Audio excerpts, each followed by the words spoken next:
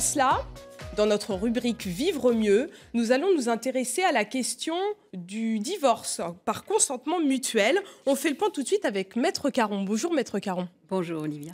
Vous allez bien? Je vais très bien, merci.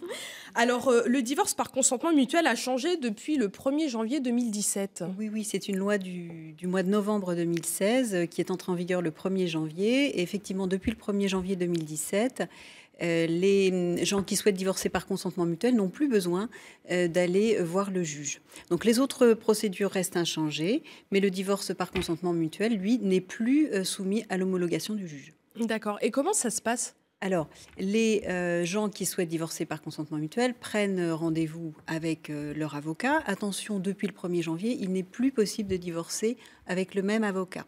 Donc, chacun doit prendre son avocat. Le législateur, en abandonnant le contrôle du juge, a voulu garantir à chaque époux un conseil autonome, indépendant, qui permet de protéger au mieux les intérêts de chaque époux, pour éviter les influences de l'un sur l'autre éventuelles.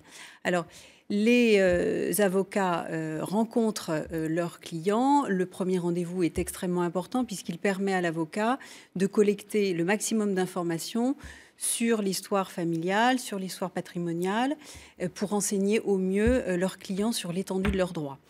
Les avocats se mettent en contact et effectivement, si ils constatent une volonté mutuelle, commune de divorcer par consentement mutuel, ils engagent la discussion, rédigent une convention de divorce qui est signée au cabinet des avocats et cette convention de divorce est ensuite envoyée au notaire qui la dépose au rang de ses minutes et qui la conserve après avoir contrôlé la présence des mentions obligatoires dans la convention.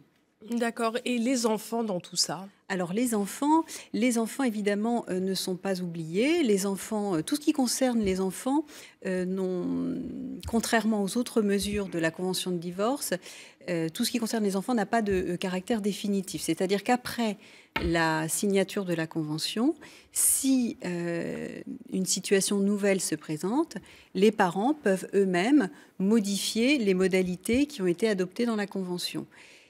S'ils n'y parviennent pas, moi je leur conseille évidemment de recourir à la médiation familiale. Et si la médiation familiale échoue, alors ils peuvent demander l'arbitrage du juge aux affaires familiales pour régler les questions de résidence, les questions de pension alimentaire, les questions d'autorité parentale.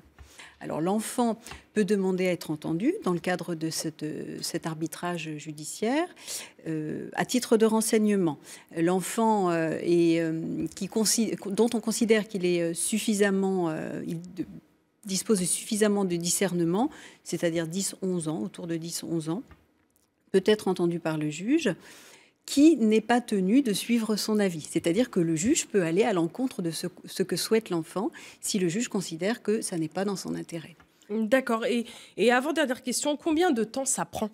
Alors, combien de temps ça prend ? C'est très variable. Effectivement, quelques semaines pour la mise en place des rendez-vous, pour la collecte des pièces administratives, pour l'échange entre les avocats, la rédaction de la convention, l'envoi de la convention aux époux, puisqu'ils ont maintenant un délai de rétractation de 15 jours avant de pouvoir signer la convention, l'envoi de la convention au notaire qui va enregistrer, la déposer au rang de ses minutes, et pour le retour de la convention et l'enregistrement auprès de l'état civil. Donc quelques semaines.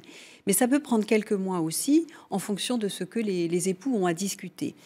Par exemple, dans le cas d'un partage immobilier, les époux peuvent avoir besoin de rechercher des concours bancaires ou de faire désolidariser l'un ou l'autre des emprunts qui ont été souscrits pendant la vie commune. Dans ce cas, les discussions vont être plus longues forcément et ça pourra prendre quelques mois. Merci beaucoup, Maître Caron, d'avoir répondu à nos questions.